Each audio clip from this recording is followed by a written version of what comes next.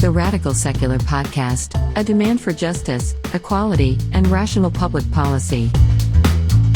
Hello, and welcome back to The Radical Secular. I'm Joe Kipinti. I'm Christophe Defoe. I'm Sean Prophet. We're going to be doing a two-part show. We have a lot to talk about in this episode. And in this first part, we're going to talk about some big, key, and consequential science-related developments of our times as they relate to social justice. And in part two, we'll be tackling issues around climate and human refugee crisis. We want to emphasize the importance of paying attention to these developments, and that's why we're doing it as a two-part show. We will be discussing three very related subjects that I have been teaching about as a geographer for more than 20 years. They are very relevant topics today. I'm quite familiar with them, and I thought a discussion would be very helpful to our listeners. As always, here on The Radical Secular, we'll be doing it in a way that emphasizes the need to be ethical. Now, I know that both Christophe and Sean have a lot to say about these issues as well. But first, yeah, right, guys? For sure. Definitely. Yeah. First, I want to remind you that if you like our show, make sure to subscribe, leave a review, check out theradicalsecular.com, and tell your friends to listen. New episodes post Mondays at noon Eastern on YouTube and all the major podcast channels. And if you're into reading, check out the blog at theradicalsecular.com. Visit our website at theradicalsecular.com and sign up for free access to exclusive content and giveaways, our full library of episodes, and articles at the Radical Secular blog. Email us with your comments and suggestions, and follow us on social media. I also want to encourage all of you to continue the conversation online. We are very happy to do that. You are welcome to post replies on our Facebook page and on YouTube or any other medium. So you know the routine by now. Let's take a look at those t-shirts. All right, Christophe and Sean, how about your t-shirts there? Go ahead, Sean. Well, I have a very simple shirt today. It is a kind of hippie peace freak tie-dye shirt, and this actually came from Jillian made this shirt at a family gathering we had recently. So I'll Nice. show it. Very, very nice. Very, very nice. And basically, this is, it's not only the, kind of peace and love thing that this style sort of represents, but it's also, if you look at this, it kind of looks like the web of life or, kind of chaos theory. The Mandelbrot set, is sort of what ends up happening when you do tie-dye. And I just thought I was inspired to wear it today because, well, it's new, but also because of our topic and because it's sort of reminiscent of the Earth. So that's my shirt. Yeah, great. Very nice, very nice. I am today wearing my, it's Pride Month, right? We're going to talk about that. And I thought that I'm wearing my sort of intersectionality, pride, transgender, the whole thing, the whole shebang shirt. And it's sort of like a, you got the male, female signs and the trans sort of sign and Black Power fist or a fist in general, the solidarity fist, let's put it that way. And then also the rainbow colors. So I'm actually pretty stoked because we've been inside for so long, for like the last year and a half. Like I haven't been able to actually wear a lot of these t-shirts out. And so like I have these pile of t-shirts that I love, right? Okay. And they all make statements. I like making statements. It's the kind of person I am. And I haven't been able to get out and wear them. So the great thing about this show is that it allows me to show off a t-shirt every week, but also I want to wear them out. So I'll just show it off for everybody. Nice. I like it. Very nice. Yes, sir. What about you, Joe? All right. So this show is pretty sober in some ways. I mean, global climate change is an issue, is pretty depressing. It can be. I know as an educator, I try to balance that realism, the severity of the issue, with just trying to be human and optimistic about it, because we are all human beings. And so I decided this t-shirt was perfect for this show.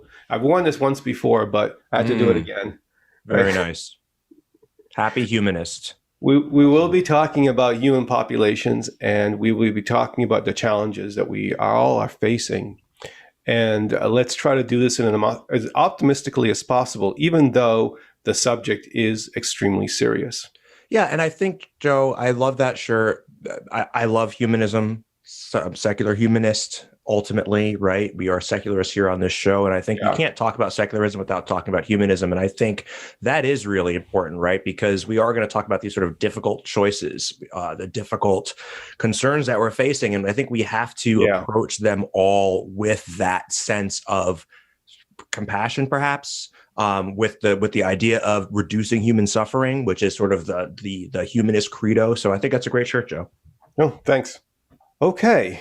Let's get into the news of the day.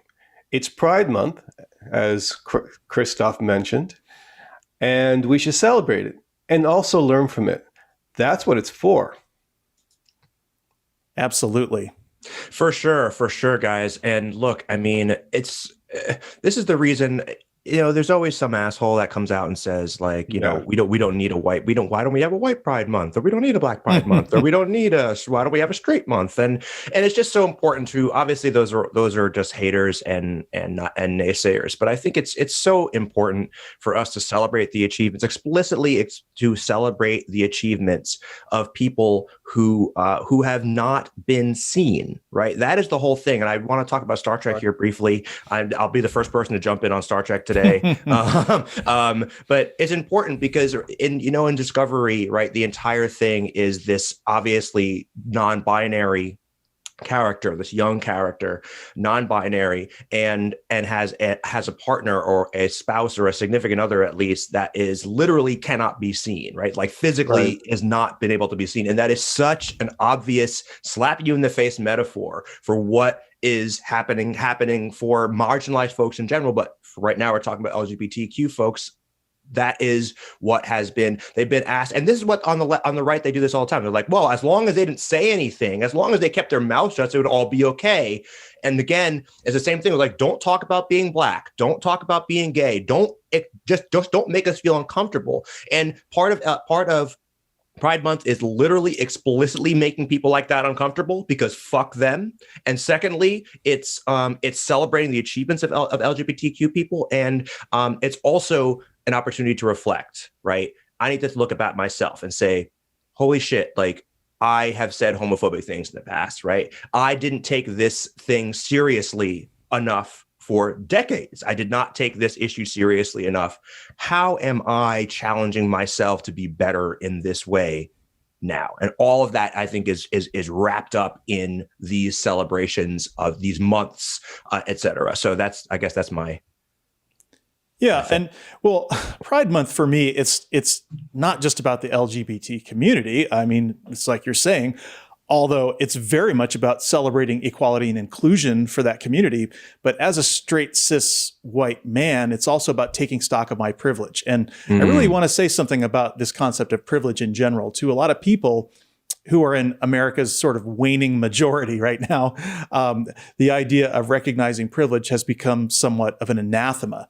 It's like people choke on the word, as if they were somehow going to have to give up something, or someone's asking them to participate in some sort of Maoist struggle session where they have to confess their crimes and be subject to some sort of public ritual humiliation. You know? And it's like, nothing could be further from the truth. Pride Month is fun, okay? And we who are privileged literally don't have to do anything but reflect and accept. And reflect and accept those who are different from us, which we have the easiest job in the world.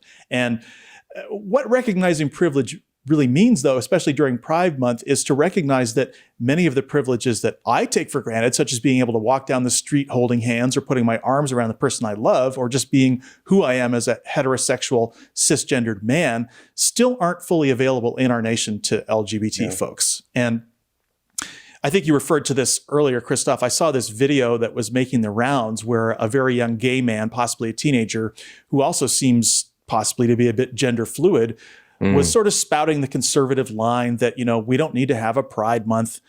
But during that video, he publicly said the words, "I am a gay man." And in a response to that video, there was an older gay man who clearly had gone through some of the civil rights struggles that have brought us to this place where the whole nation is now aware of Pride Month, if not celebrating it. The older man kind of schooled the younger man as to what it took for the nation to get to that place where young men could actually say the words, "I am a gay man," out loud without the risk of punishment or violence. And that's where we are. And we're in danger across the board of forgetting what it took to gain some of these hard-won rights and how quickly they could be lost again under a Christian theocracy or a Muslim theocracy or any system that places religion above fundamental human rights. So with that said, I want to recognize the British technology pioneer Alan Turing. He broke the German Enigma code. He saved millions of lives and shortened World War II, possibly by years. And Alan Turing was also gay at a time when admitting that was against the law. Sadly, this man who should have been hailed as a global hero was instead subject to the humiliation of chemical castration and committed suicide.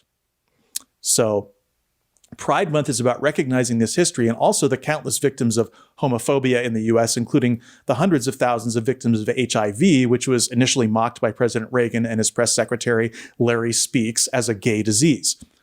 Because of Republican homophobia under that administration, it took years to get the necessary money for life-saving research into this plague, and countless lives were lost that could have been spared. So it's time to remember the high cost of LGBT discrimination and resolve never to let this happen again. And it is happening again with the disgraceful transgender athletics bans and the bans on medical care. I know you're planning on talking about this later, Joe, in the show. And we know that these bans are going to lead to many lost opportunities and great suffering and even possibly suicide, tragically, among transgender youth. Almost certainly it will. Almost certainly it will. Yeah. Oh, Sean, thank you for saying all those things. You're absolutely right. We need to recognize so much here. And one of the things you said in the beginning was about not going backwards and how we have this threat. And I want to talk about that. I want to talk about this in terms of ethics and power as it relates to these kinds of issues that we're dealing with of great importance to all of us, and particularly progressives who are up front and center trying to keep these social justice issues alive and moving forward. And transgender rights, is right up there. It's the point of the spear today in terms of social justice challenges. Many on the left strongly criticize and even condemn the lack of efforts of the Democrats these days to do the right thing on this issue and many other issues. Compromise is a dirty word here. And I get that. I really do. In principle, if Bill is beating up his girlfriend, Amy, it has to stop, period. No ifs or buts. The answer isn't for Bill only to beat her up on Tuesdays and Thursdays. I shouldn't laugh at that, but no. But yeah, it is. That is not the answer, right? Yeah. A compromise just doesn't cut it. There are issues that have that same urgency to progressive advocates, from social justice to climate change action. Fuck compromising in that sense. Absolutely. Fuck that. However, the problem is just because you want something to happen does not mean that it can. The only way to stop all Bills from beating up all Amy's is to have the right laws in the books. That takes political power. The only way to push a socially just agenda forward on climate change, action, or anything else in a democracy is to build strong public support for both the issue, and this is critical here, for the politicians who are willing to make it happen. Do either of you have examples of what I'm saying here? Well, yeah, I mean, I'm glad you brought this up because I kind of want to discuss something that I've observed over the years, and that is how difficult it is to make political headway on climate change issues because of the human tendency toward both short-term thinking and bargain hunting.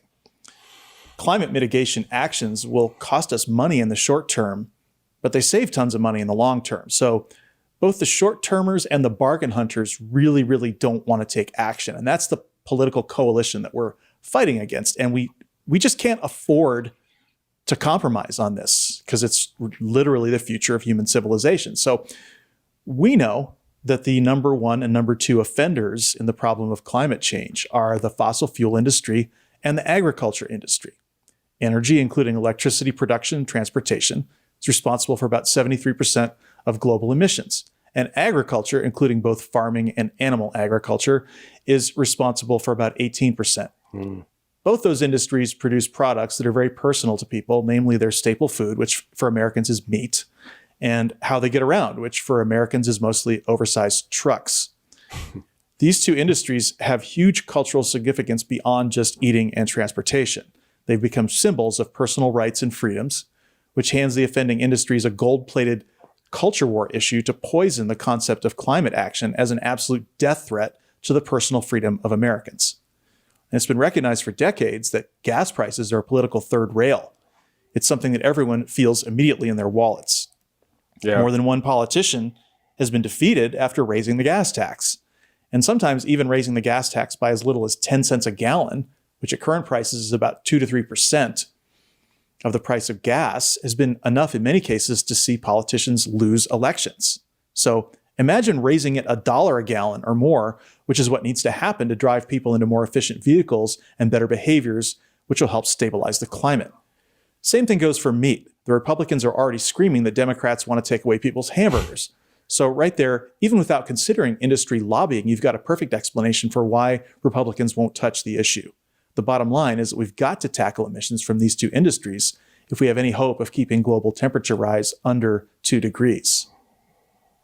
Yeah, that's a great point, John. And what you mentioned really made me think of I don't know, like a year ago or whatever, we wrote an article together about, and it was, I don't remember exactly what it was called, but the bottom line is part of the thrust of the article was, or one of the ideas in the article was Bush 1 coming out and saying the American way of life is not for sale, non-negotiable, and that's the trucks and the beef and the driving rather than using public transportation. All of these things are like enmeshed in this sort of specific idea of what it means to be an American, and it is ripe for the folks that want to use this as a cultural issue wedge.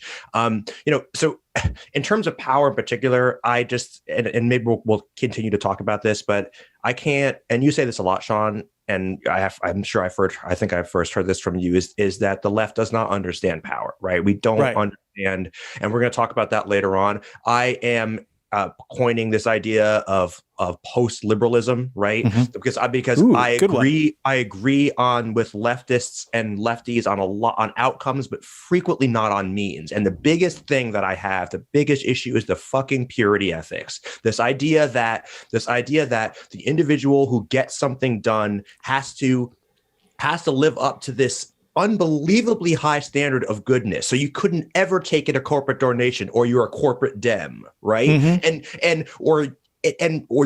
We can't do radical.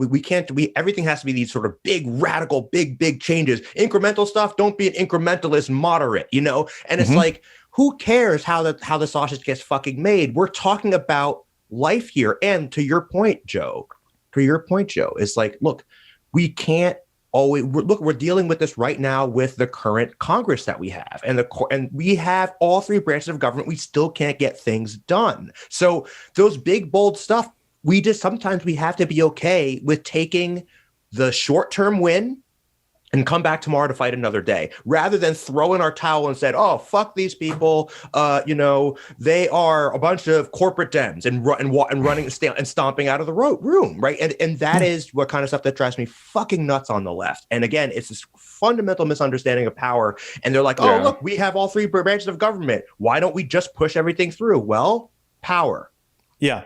And really, of course, the climate is, Bill abusing Amy. Like the humans are Bill and the earth is Amy. And so it's such we don't want, we need to stop the abuse now. We know that our lives depend on it. And yet, all right, when Bush said that the American way of life is non-negotiable, that was at the first summit. That was more than 25 years ago. Yeah. Okay. And so he poisoned already at the outset of the Earth Summit, when we first started to tackle this issue, poisoned the well to basically say, to pit the American public against the climate. And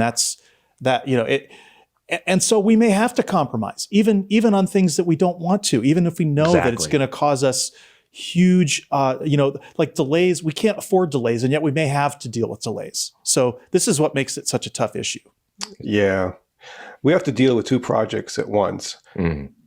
Getting back to Bill, stopping Bill's abuse of Amy and gaining the power to stop all abuse. The very painful truth is that anyone wishing to pursue change and push any ethical agenda must consider power in the equation. And that means at times compromising even core principles. And that sucks. It really does. It hurts. Yeah.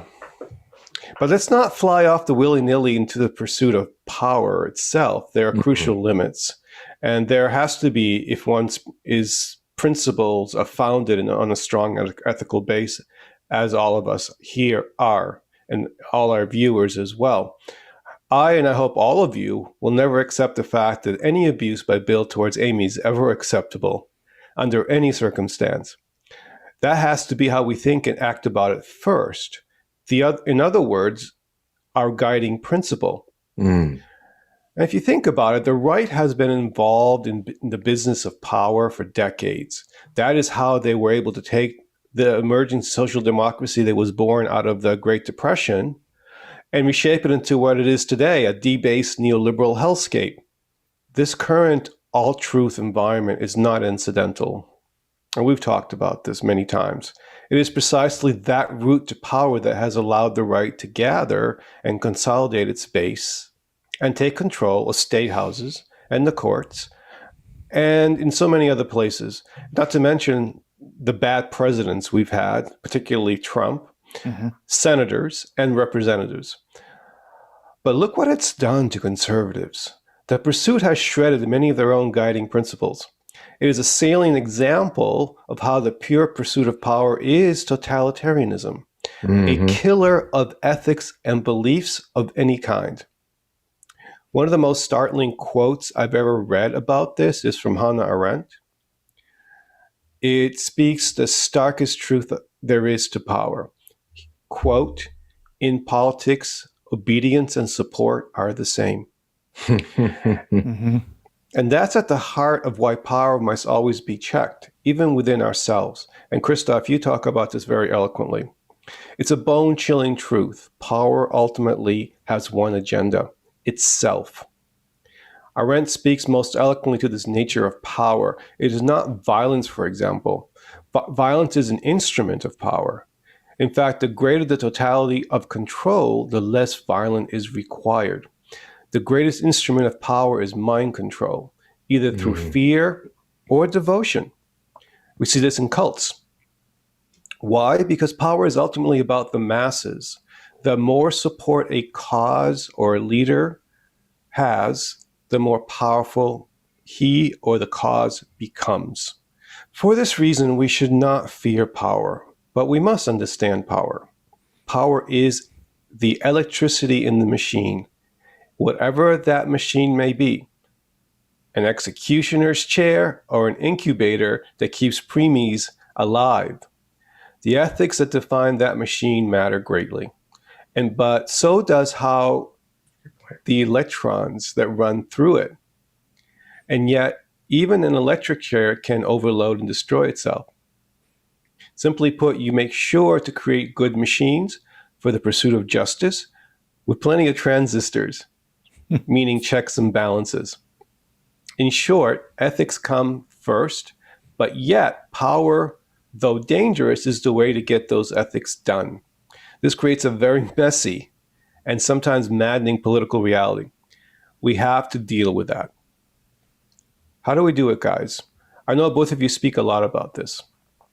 Well, I have to say, I like your electricity analogy because I studied electrical engineering, and systems are how we do this. Feedback, checks and balances. They have without feedback, no system. You wouldn't have your phone, you wouldn't have anything, you wouldn't have a car. Nothing works without feedback. So, and our political system doesn't either. And so that has a lot to do. Unchecked power.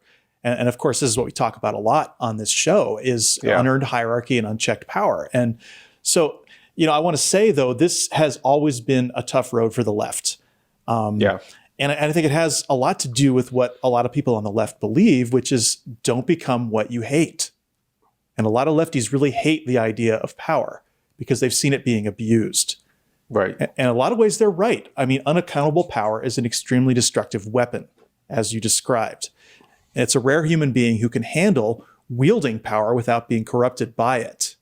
So a lot of lefties respond to this by, you guessed it, avoiding situations that put them in positions of power because they think somehow that it's wrong to use it, which leaves us at a distinct disadvantage.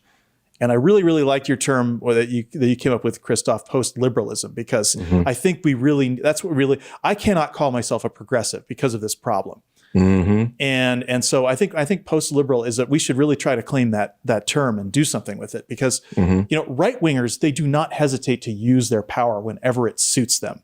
The classic example of this is, of course, the Senate filibuster that requires 60 votes to bring a bill to the floor for a vote. I mean, Mitch McConnell was able to basically sabotage the entire Obama presidency using this tool. Now, the filibuster isn't the best example of Republican abuse of power because Democrats can and do also use the filibuster to their advantage.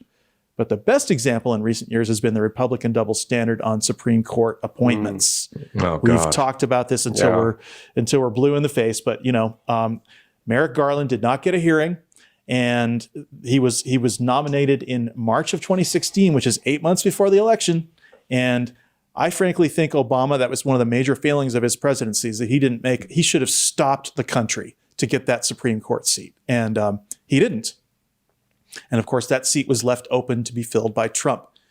In a classic abuse of their power, Republicans rammed through the confirmation of Amy Coney Barrett on October 27th, 2020. And this just happened days before the election of President Biden. People had already voted when that happened, and it was a despicable abuse of power, one of the most egregious, though certainly only one of hundreds of examples in recent history. So even the U.S. Constitution is a document that justifies a substantial abuse of power. That's a topic for another day. But I think what you're trying to get at here, Joe, is the age-old question of how Democrats can retain their ethics and still be able to fight these types of abuses. Yes. We're terrible at playing this kind of political hardball. And actually, I think that's an ethical failing on the part of Democrats. We often tend to think that we shouldn't get our hands dirty by, for example, using gerrymandering to the fullest when we're in power. In fact, a couple of my political friends who run another podcast called Brain Trust Live, they made this exact point about a week ago on their show. And they were calling for Democrats to unilaterally end gerrymandering, even if Republicans didn't. And I don't see how we can be saying things like that when the stakes are this high right now. Their point was, well, there's more Democrats, so we don't need to gerrymander. Maybe, okay? But are we willing to reduce our margins of victory and possibly lose? I don't think we can take those kind of risks right now until we get our hands firmly back on the reins of power in this country, or at least until we can ban gerrymandering by everyone. Bottom line, I'll shut up, is that Democrats need to put amassing political power first on their agenda or get used to continuing to lose everything. If we have to gerrymander our way to taking over a state legislature, then let's fucking get it done.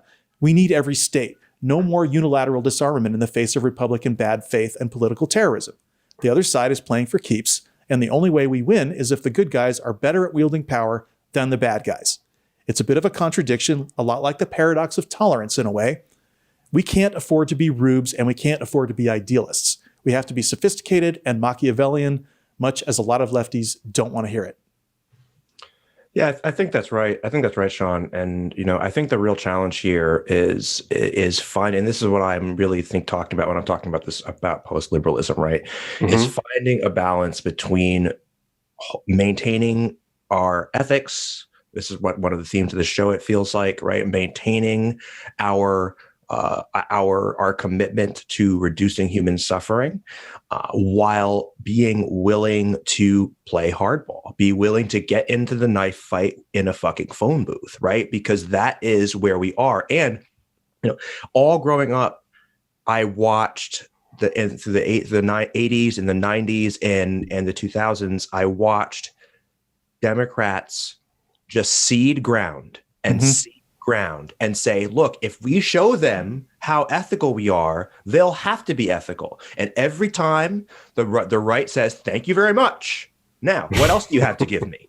Never works. It never, ever works. And I think what you said, Sean, is so important right there. And that is, if we really do care about these ethics, then we have to be willing to do sometimes the dirty work that it takes us to get there. And again, find a way to do that without compromising our deepest held beliefs, right? And so that is a real challenge. That's a real challenge. I think, in my mind, Clinton would this is like the Clinton versus Bernie Sanders sort of, or at least in terms of the followers, the Bernie, again, this gets back to these purity ethics, this idea that like anyone who's on the take from those corporations can't fight corporations, right? Or like you said, let's just disband, let's just get rid of gerrymandering altogether. And again, it's the wrong approach. And this is what I keep talking about, this post-liberal idea. We have to be a new kind of liberal. We have to be, or we will lose. We are fucking losing. We will lose. We have lost. We are in the process of losing. We are now just trying to even get back on the fucking field. That's what we're talking about here. So let's do something different. We must do something different, or all the things we talk about on the show all the time, the theocracy, we are living that. And I'll say this and then I'll shut up. And that is that, so often people think that totalitarianism or theocracy just shows up one day, right? You just open the window one day and there's jackboots and on the streets goose stepping, right? Like, no, that's not how it works. It happens slowly, drip by drip, and you don't even fucking notice. And then one day you really do wake up and you can't vote, right? And by the way, by the time you get to that point, most of the populace doesn't even care about voting anymore, right? They're just caring about trying to survive and not get swooped up by secret police or whatever the hell else is going on. But that doesn't happen overnight is the point. It happens slowly, it happens over time, and it's happening right now. Yeah, I mean, both of you made some very salient points here. And with that, all of that in mind, let's get to the news item itself. I know this was going to be circuitous, but sometimes it needs to be, right? We have to frame the question and we have to bring out what's important. And power is very important. It is so critical that the left comes to really try to understand it better. I sorely agree with both of you. We have a lot of work ahead of us. And so with that in mind, let's talk about the transgender issue here. Many states have recently passed anti-transgender laws meant to suppress the rights and dignity of that very vulnerable community. Arkansas lawmakers have approved a ban on gender-affirming healthcare for transgender children. Several states, including Florida, Arkansas, Mississippi, and Tennessee, and more, have enacted measures prohibiting trans girls and women from competing in school sport teams consistent with their gender. Conservative legislatures have introduced more than 80 bills restricting trans rights in the U.S. so far this year. Science is once again being either ignored or distorted in order to feed the narrative that transgender identity is unnatural, an example of cultural excessiveness, and you've heard it all, right? The same language used to stop universal suffrage a century ago, interracial marriage, gay marriage, and so on. That doesn't seem to matter. The sad fact is, as attested by all these ugly laws, that this rhetoric works. The issue of transgender rights is the tip of the social justice spear, as I mentioned earlier. As such, the political will to procure these rights is still relatively weak. Perhaps like the rights of homosexuals before the 1990s. And so we must think about power here as well. How do we build that power? Christophe and Sean, how should we approach the transgender rights challenge? In particular, how do we balance that difficult equation about ethics and power we all have been talking about here? Yeah, great question, Joe, and such an important topic. And the thing that jumped into my mind right away as you were talking was this issue, right? Like, how many Republican conservative politicians do you think have or do still sleep with transgender sex workers? I bet you it's probably higher than you think. And also because I remember when they passed the bathroom bill in North Carolina, I remember that Pornhub came out and they said, like, look, we can tell you that there are plenty of people who are really into transgender women in North Carolina. Whatever they say, the number is higher than you think, right? And so what I'm saying here is, getting back to the power issue, a lot of this is just a cynical play for power. They know that transgender bathroom issues like just fire up their base. And they really couldn't care less one way or the other. I mean, I don't think that Ted Cruz really cares about transgender bathrooms at all. Like, I genuinely do not think that Mr. McConnell, I don't think he couldn't possibly care less about what transgender people are doing or not doing. In fact, if a transgender person showed up tomorrow and said, I will vote for you, I'm a senator and I'll vote for you, he'd shrug his shoulders and say, great, you're on board. Like, that's it. So it really is purely a wedge issue. Now, the rank and file conservative, it very much is a moral issue, right? They have been fired up and told that this is an ethical issue, a moral issue, that and they've tied it in somehow to, their cultural identity, et cetera, et cetera, et cetera. So there is that. And how do we fight this, right? How do we fight this? This is a big problem with the structural issues that we have on the left. We are at a huge structural disadvantage. We talk about this on the show all the time. Obviously, we talk about the filibuster. We talk about the entire concept of the Senate, right? On and on and on. And then the gerrymandering, and then the voter suppression, and the things that so how do you solve these problems? I think you said earlier in the show, Joe, is that we have to change political opinion enough to overwhelm those structural disadvantages. How do you do that? I think, and I don't have a lot of answers to this, but I think the media has a big place to say, a big part to play here. And I don't mean print media or news. What I mean is movies and TV shows. The reason why people are okay with gay people now is Will and Grace, right? These shows, why are people now have a different idea of African Americans, right? The Cosby Show. These shows were critical because they bypassed those cultural blockers, right? And look, you're not gonna reach right-wing evangelicals because they don't watch TV specifically because they don't want their kids to see this stuff. But most rank and file people, queer eye for the straight guy. I remember my old boss, he was a landscaper, conservative as all hell, Republican through and through, but he loved queer eye for the fucking straight guy. And this chipped away at his biases. And so I think that's how you do an end run around this, because we don't have the power to just jam it down people's throats. We just don't. Yeah, and well, I wanted to point out, and this is something to celebrate this Pride Month, is that the acceptance of gay marriage nationally is at a record high. It's like 70%. It's insane. And it's including a majority of Republicans now, okay? So what you're saying is very, very true. And I just wanted to pick up a little bit also on what you said, Christophe, about the level of cynicism, about how these guys really couldn't care less about sexuality. Because, look, there are a lot of closeted people who are gay, who like trans sex workers, like you said.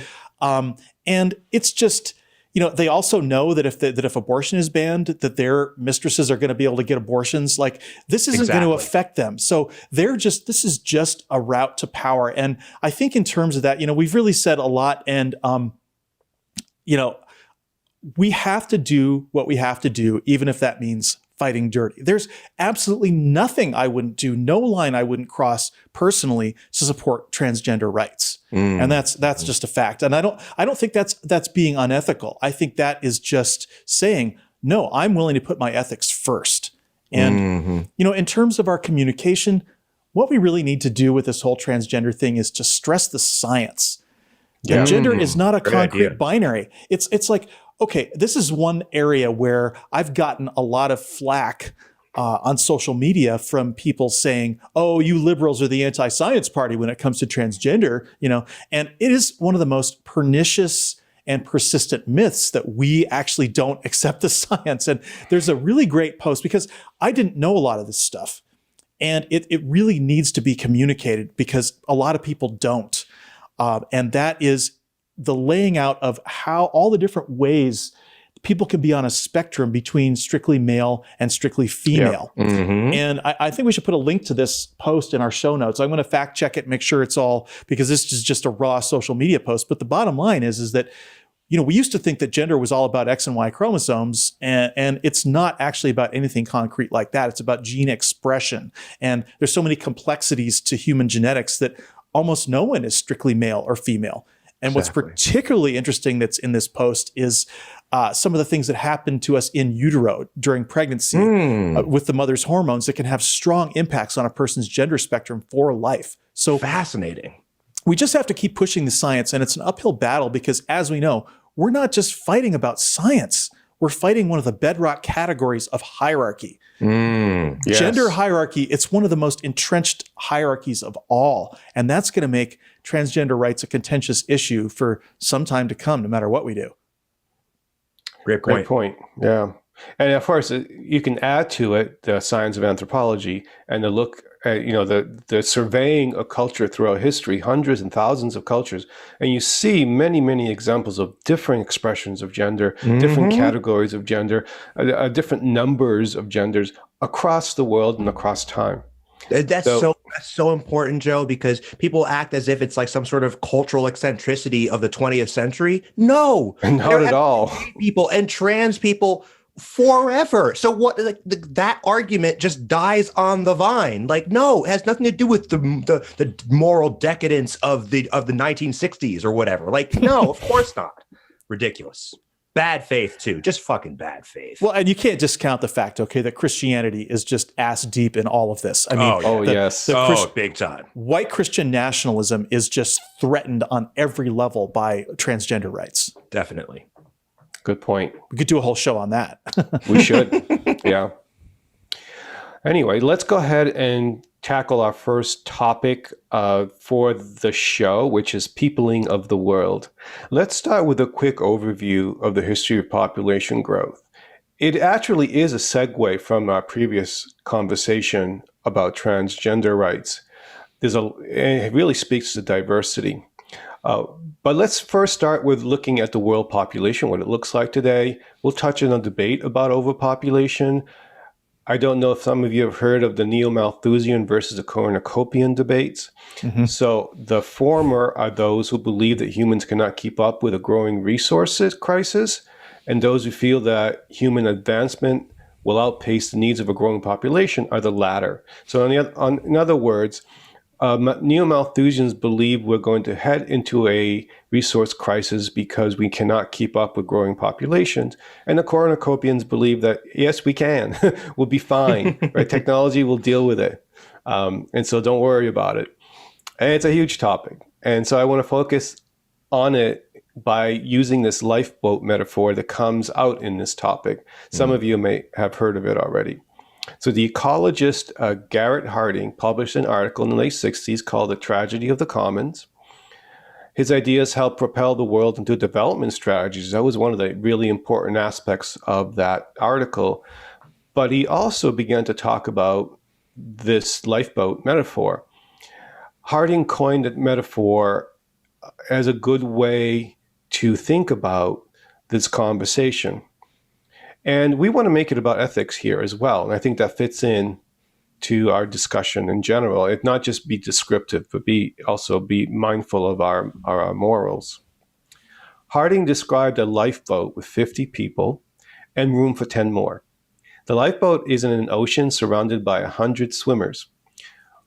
Which swimmers should be taken on board? That's the ethical dilemma that he's trying to pose here. The lifeboat is the rich nation, and the swimmers are the people from poor nations. Ostensibly, the lifeboat has limited resources, in this case, limited space. It only can fit 10 more. Is the Earth the same? So guys, what's your take on this? We have a lot to talk about how all this fits in with human diversity, but just in terms of numbers at first, is this analogy accurate or at least useful in some ways? Really, I'm asking, do we have a population crisis? Well, I mean, my answer to this question is that it's a kind of a false choice, right? Like those three options are not necessarily all the options, right? I mean, I do think that you get your way out of this by running a civilization in a way that's sustainable. I know, Sean, you're going to talk a little bit about that. I think, though, that what jumps in my mind here when facing this crisis, and it is a version of the trolley problem, but it is Picard. Funny enough, I'm reading a book, another Star Trek reference. I'm reading a Star Trek book that takes place between the end of the movies the Next Generation movies and before Picard starts. And so it's basically like a prequel to Picard. And I won't give away any details, but the bottom line is that, it sort of chronicles, look, Picard getting the ships built and going and trying to evacuate Romulans and all this sort of stuff. And I was struck and reminded of the ethics of Picard, right? He keeps saying over and over again, the goal has to be to preserve life. And that sounds very right wing, but basically from my perspective, I would say it as the goal must be to reduce suffering. That must be the overarching goal. And we have to be, and this is very Picardian, and that is to be very broad and forward looking about what that means. That might mean making really difficult choices. And go to the other end of the spectrum. There's an episode of The Expanse, I think at episode 3 or 2, where they are leaving. I have this boat, and it can only hold X number of people. They won't have enough air, and so they have to make these really fucking difficult choices. They take the young people, they leave the infirm, they leave the old to die. And they know that. They know those people are going to die. They're going to suffocate. And they make this choice. And so, look, I think that progress sometimes requires us to make these unbelievably difficult choices. But I think we ought to hold to our ethics of reducing human suffering as we think about these choices. I'm happy I'm not a kind of guy who has to make those kinds of choices, because holy shit, like having to make those kinds of choices for a living, that is brutal.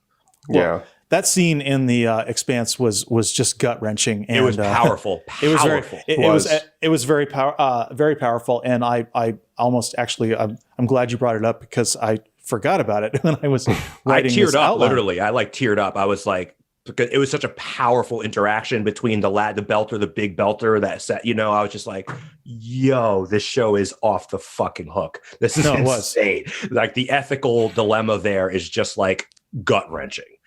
Yeah, it's talking real shit, as Daryl says.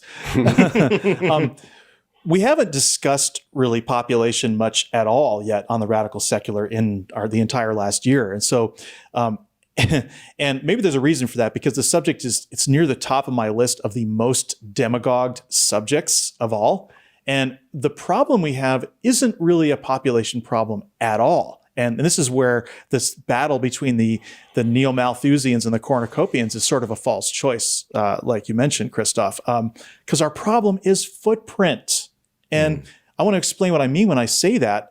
Each person has a resource use and pollution footprint, which is largely based on the policies of the government and the nation where they live. So, for example, an American might have 5 times or potentially much more than 5 times the footprint of someone who lives in, say, Vietnam or Pakistan. A person living in Pakistan has an ecological footprint that's about 15 times smaller than your average American. Now, in a fossil-fueled world where nearly every part of the economy is run on fossil fuels, per capita ecological footprint correlates almost directly with per capita income. So, for example, Pakistan's per capita income is $4,800 per year, while the U.S. per capita income is about $66,000 per year. Almost a direct correlation to the difference in footprint. So what this means is that when we come to our trolley problem or the life raft problem is that we actually don't have to let people either get in the raft or drown. We have several other much better options where no one has to die. Option 1, we can limit consumption and ecological footprint by law. In other words, we could set a ceiling every year as to what kind of total manufacturing we're going to allow in the world, and everyone has to live under that ceiling, basically rationing. This would require much of the world to reduce its economy to the level of Pakistan's. Not really desirable, but would we rather just kill people? That's the real trolley problem, okay? Because this is what we're doing now. We're setting conditions up to kill people. So option 2 is we can decarbonize voluntarily, move toward a circular, sustainable economy, which will reduce everyone's footprint, theoretically without having to give up anything. But this is also referred to as decoupling an economy from its carbon emissions. In other words, you can still have economic growth even as emissions decline. And this is obviously far preferable to rationing. But for the reasons I discussed before of bargain hunting and short-term thinking, it's politically extremely difficult. Option 3, we can allow people to continue consuming as much as they want despite the carbon emissions, but we would impose a carbon tax that would either partially or completely pay the cost of mitigating those emissions.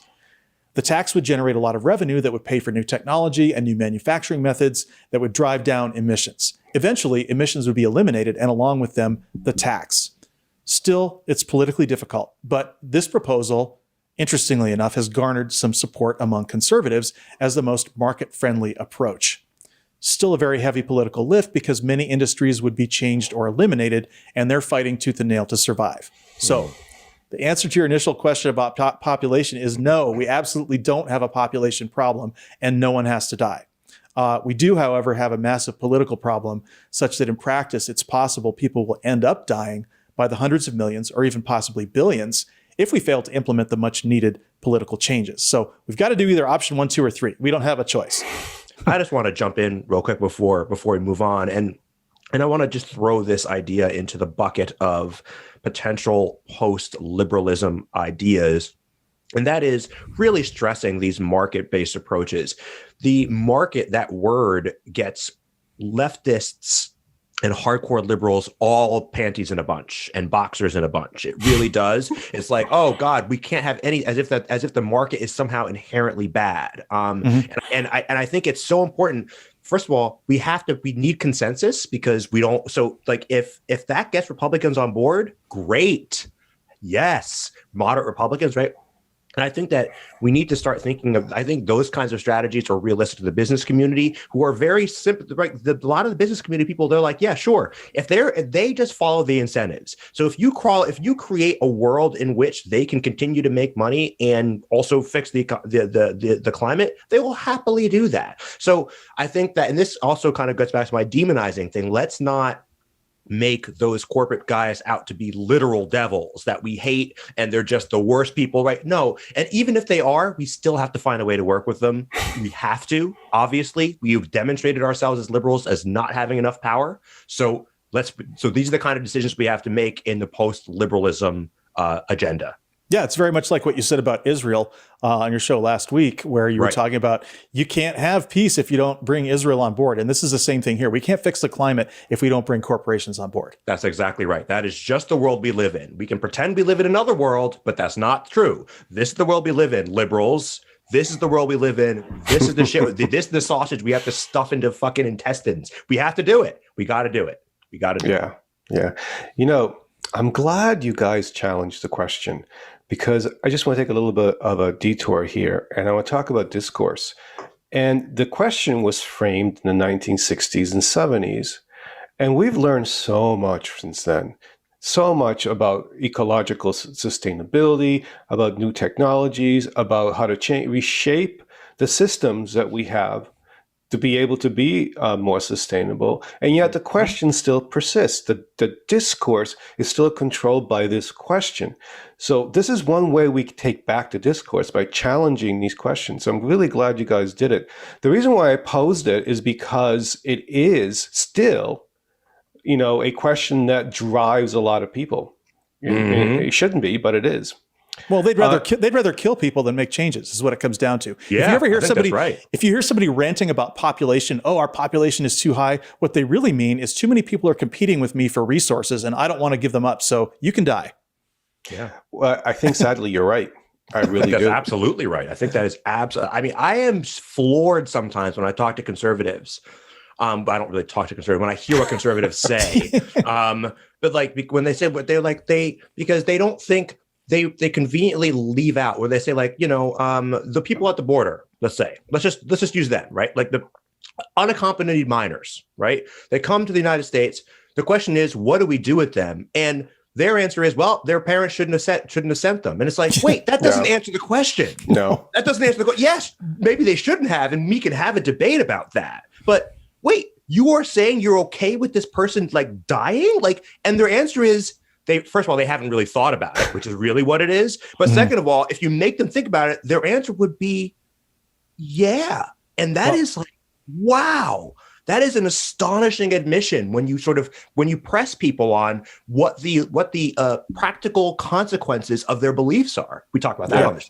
Well, Yes. look, this goes back to the 2010 and 2012 elections when there was that big rebellion against Obamacare, and there was a debate, and there was a question asked about, should we? What if somebody doesn't have insurance? Should we let him die? And you hear people in the audience screaming out, "Yeah, let him die!" And this is really every aspect of conservatism has come down to this. Mm-hmm. And by the way, I also want to talk about the people in the environmental movement who think that all humans should die. They think the earth would be better off without us. And there's a dark green strain in the environmental movement that is actually very, very much like conservatives in this way. Sure, that's interesting. Good point. Yeah, and again, we're talking about ethics here, right? What's really fun? What's really important? And I think to your point, Christophe, we made earlier about corporations. I think you're right for the most part. Although I would say that we have to discriminate between corporations that are very much the aggressors here and those who are not. Because, I mean... For sure. Gas and oil industry. Yeah.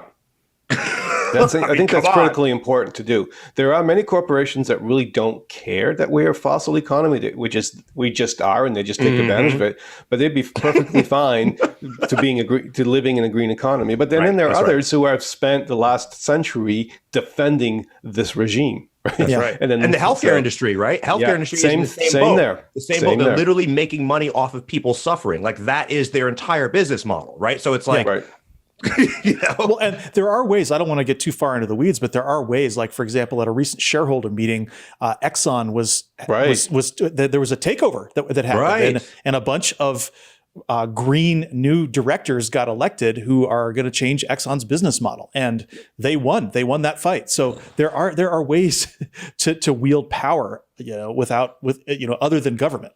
Right.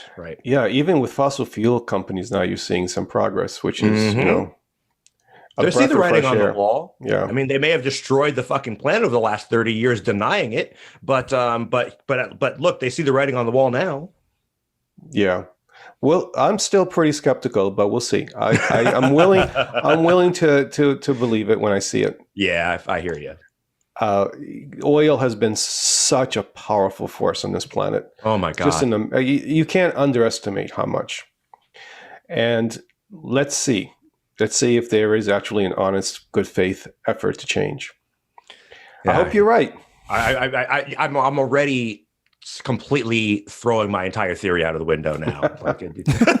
No. I mean, but I mean, this takeover at Exxon really did happen, and it happened. Yeah, that's a real thing. It was investment. It was large investment companies and funds that came in, and they fought a proxy war and they won. Right. So liberals, I think a lot of folks don't understand a lot of times how corporations work. I mean, theoretically, it is a public corporation, at least, has shareholders. It's a democracy. You could lobby groups of shareholders to band together and overwhelm a powerful interest with shareholders. So theoretically, there is room for democracy. Maybe this is a place where you legislate better rules around corporations and how corporations operate, so that it does become a little bit more democratic. So you get another Exxon perhaps down the road, where you get enough people together. And the other thing too is that, like, this just goes to show how important, we talked about this at the top of the show, how important it is to persuade people with our ideas, right? Because you persuade these powerful people up there, and you get this a situation where a piece of Exxon is thinking a little bit differently. That's very valuable. And I think we as liberals, my point is, we shouldn't cede this ground. We shouldn't cede any ground. Just like we were able to win in Georgia, right? We can win in corporations. We need to be able to talk about that stuff. We need to be able to talk about power. We need to be able to talk about corporations. We need to be able to talk about the private sector and how that can work for us. We need to be able to be fighting on all fronts and not cede the ground anywhere, because we've done that so often. And I keep saying this, we are not losing. We have lost. Yeah. Past tense. Now we need to get back into the game. Well, and I just want to give a shout out here. I think it's really important to 350.org and Bill McKibben, and also to Extinction Rebellion. These two organizations have done more to raise the awareness in the corporate world. And because they did exactly that. They went after investors. They went after big investors, institutional investors, government wealth, sovereign wealth funds, and all of these things. And they changed hearts and minds. And that is now causing real change. Yeah, it's important to embrace the good news as well. It really is. And there is some good news here for sure. There's momentum that it's looking hopeful. And that thank goodness that it is, because I mean the issue, as we said before, is quite stark. Well, we have so much more to talk about, and we'll be doing that in the next show. If you like our show, make sure to subscribe, leave a review, check out theradicalsecular.com, and tell your friends to listen. New episodes post Mondays at noon Eastern on YouTube and all the major podcast channels. And if you're into reading, check out the blog at theradicalsecular.com. I'm Joe Kipinti. Thank you for being here. And remember, wherever you are, you can be radically secular.